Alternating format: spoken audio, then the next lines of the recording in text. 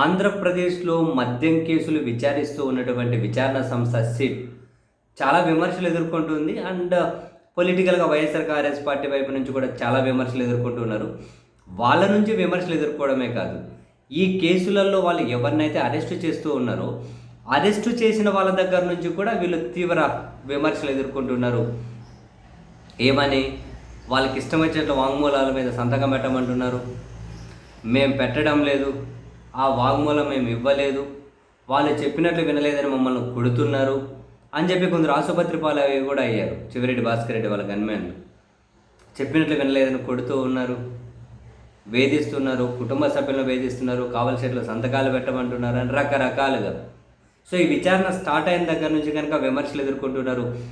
చివరికి మిథున్ రెడ్డి గారిని రిమాండ్కు పంపించేంత వరకు కూడా పంపించే చివరి 24 గంటలు కూడా వీళ్ళు తీవ్రమైన విమర్శలు ఎదుర్కొంటూ ఉన్నారు. కారణం ఏంటి? ఇప్పుడు వాళ్ళు మిథున్ రెడ్డి అరెస్ట్ కాబట్టి మద్యం కేసు ఏదైతే ఉందో ఆ కేసులో ప్రిలిమినరీ ఛార్జ్షీట్ దాఖలు చేసేకి శనివారం సాయంత్రం జడ్జి దగ్గరికి వెళ్ళారు. జడ్జి లేకపోతే ఆ పేపర్లు వెనక్కి తీసుకొని వచ్చారు. మళ్ళీ రాత్రి వెళ్ళి సబ్మిట్ చేశారు. కానీ వీళ్ళు రాత్రి సబ్మిట్ చేసేకపోతే పొద్దునే ఆ ఛార్జ్షీట్లన్నీ కనుక మొత్తం వాళ్ళ టీడీపీ పత్రికల్లో బ్యానర్ హెడ్డింగ్స్గా వచ్చేసాయి. వీళ్ళు రాత్రి ఛార్జ్షీట్ దాఖలు చేస్తే మధ్యాహ్నం నుంచి టీడీపీ ఛానల్స్ ఆ ఛార్జ్షీట్ల అంశాలన్నింటినీ పేపర్లు డిస్ప్లే చేసి వార్తలు ప్రసారం చేస్తూ ఉన్నారు. అసలు విచారణ ఎవరు చేస్తున్నారు? టీడీపీ మీడియా వాళ్ళ సోషల్ మీడియాలో వాళ్ళు చేస్తున్నారా, లేకపోతే విచారణ సంస్థలు చేస్తున్నాయా? విచారణ సంస్థలు చేసి వీళ్ళు న్యాయస్థానానికి రిపోర్ట్ చేస్తున్నారా, లేకుంటే మీడియా ముసుగులో ఉన్న టీడీపీ ఛానళ్లకు పత్రికలకు రిపోర్ట్ చేస్తున్నారా?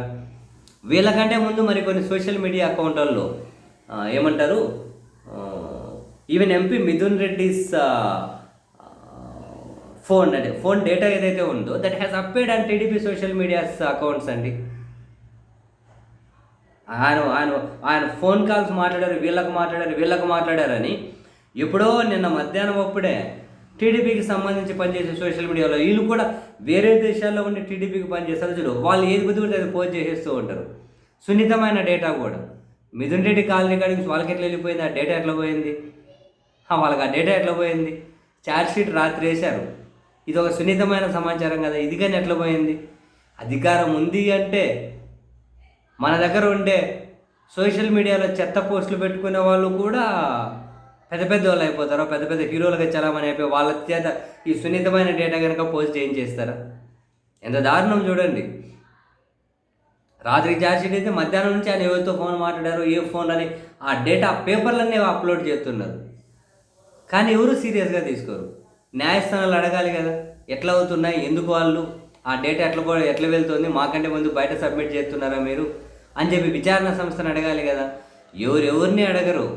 ఏదో అంతా అప్పుడప్పుడు వ్యవస్థలు అందరూ అంతేలేండి, అప్పుడప్పుడు జనాన్ని సాటిస్ఫై చేసే కాసింత నటిస్తూ ఉంటారు అంతే. రాజకీయాలు, పాలకులు, వ్యవస్థలు అంతా ఆతాను ముక్కలే. ఏదో జనం మనలాంటి వాళ్ళే అమాయకులు.